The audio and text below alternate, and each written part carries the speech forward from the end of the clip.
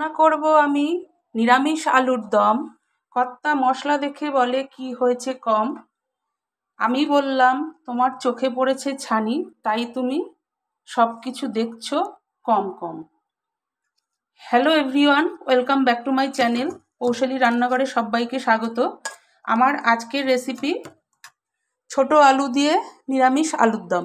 দেখো, ছোট আলু আমি সেদ্ধ করে ছাড়িয়ে রেখেছি, আর কড়াই আমি গ্যাসে বসিয়ে দিয়েছি। কড়াই আমার গরম হয়ে আসলো, এবার কড়াইতে তেল দিয়ে দেবো। দেখো মশলাতে আমি কি দিয়েছি। টক দই দিয়েছি, ধনের গুঁড়ো, জিরের গুঁড়ো, টমেটো গ্রেট করে, ক্যাপসিকাম গ্রেট করে, একটা তেজপাতা, তারপরে কাশ্মীরি লঙ্কার গুঁড়ো, চিনি, নুন, হলুদ সব দিয়ে মশলাটাকে আমি, আর লঙ্কা, কাঁচা লঙ্কা পেস্ট সব দিয়ে একবারে মশলাটাকে আমি বাটিতে নিয়ে নিয়েছি। এবার আমি আলুটাকে আগে ভেজে নেব।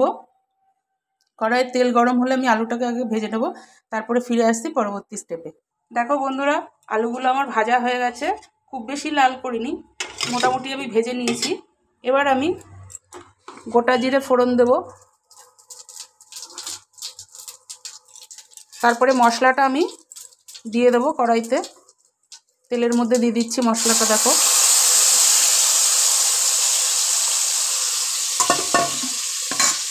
এবার মশলাটাকে কষিয়ে নেব ভালো করে। গ্যাসটাকে আমি বাড়িয়ে দিলাম। এবার মশলাটাকে ভালো করে কষিয়ে নিয়ে তারপরে পরবর্তী স্টেপে ফিরে আসছি। দেখো মশলাটাকে আমি কষিয়ে নিয়েছি খানিকক্ষণ। এবার আমি আলুগুলো দিয়ে মশলার সঙ্গে ভালো করে কষাবো। লাস্টে নামানোর আগে গ্যাস অফ করে দিয়ে ঘি, ধনেপাতাটা তার আগে দিয়ে দেবো। নামানোর আগে ঘিটা দিয়ে আমি নামাবো।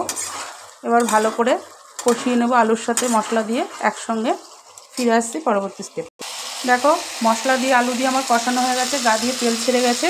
এবার আমি জল দিয়ে দিচ্ছি। একটু পাতলা পাতলাই হবে আলুর দমটা। এখন নতুন আলু তো একটু পাতলা খেতে ভালো লাগে, আর ঘন এখন ভালো লাগবে না। আর একটু যখন পুরনো হবে তখন আবার একটু ঘন ভালো লাগবে। এখন আবার একটুখানি পাতলা পাতলা আলুর দমটাই খেতে ভালো লাগে। আর নতুন আলু আমার একটু বিশেষ করে পাতলা খেতেই বেশি ভালো লাগে। এটাকে জল দিয়ে দিলাম, এবার ঢাকা দিয়ে দেবো। আচ্ছা, আগে ধনে পাতাটা দিয়ে দিই। দেখো ধনে পাতা কুচি করে রেখেছি, সেটা দিয়ে দিলাম, না হলে ঝোলের সাথে মিশবে না। ধনে পাতাগুলো তাকিয়ে তাকিয়ে থাকবে। দিয়ে দিলাম, হয়ে গেল ধনে পাতা দেওয়া। এবার একটুখানি নেড়ে ধনে পাতাগুলো ঝোলের মধ্যে ডুবিয়ে দিয়ে এবার আমি কড়াইটাকে ঢেকে দেব। ফিরে আসছি পরবর্তী স্টেপে। দেখো বন্ধুরা, ঢাকাটা আমি নামিয়ে দিয়েছি, আমার আলুর দম হয়ে গেছে। এবার আমি গ্যাসটাকে অফ করে দিচ্ছি।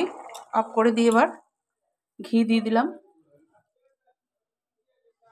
একটু ঘি ছড়িয়ে দিলাম। ব্যাস কমপ্লিট। এবার একটুখানি নেড়ে দেবো। ব্যাস আমার হয়ে গেছে আলুর দম।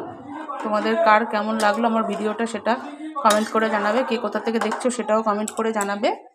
আজ তাহলে এই পর্যন্ত, কাল আবার নতুন কোনো ভিডিওর সাথে দেখা হবে। তোমরা সবাই সুস্থ থেকো, সাবধানে থেকো, ভালো থেকো এই ঠান্ডার মধ্যে। আজ তাহলে চলি, টাটা।